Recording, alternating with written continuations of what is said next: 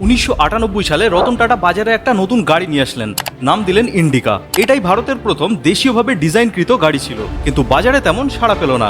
Media বলল tata motors তো গাড়ি বানাতেই পারে না। এরপর রতন টাটা ফোর্ডের কাছে গেলেন, যদি কিছু টেকনিক্যাল এবং ইকোনমিক্যাল সাহায্য পেয়ে লসটাকে মেকআপ করা যায় সেই জন্য। কিন্তু ফোর্ডের চেয়ারম্যান বললেন, যদি আপনারা গাড়ি নাই বানাতে পারেন তাহলে এটা শুরু করলেন কেন?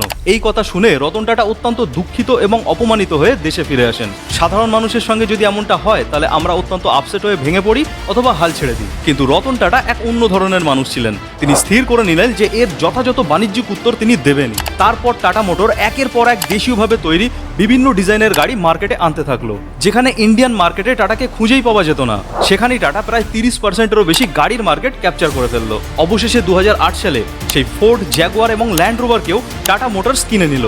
সাকসেসটাই যে অপমানের যোগ্য জবাব, এর থেকে বড় উদাহরণ আর কিছু হতে পারে? রতন টাটা বলেছিলেন, সময়ের সাথে সাথে নিজেকে আপডেট করাটা খুবই দরকার। বর্তমানে আপনি এআই টেকনোলজিকে কিভাবে ব্যবহার করেন কমেন্টে অবশ্যই জানাবেন। আর অনেক কিছু জানার জন্য সাবস্ক্রাইব করুন।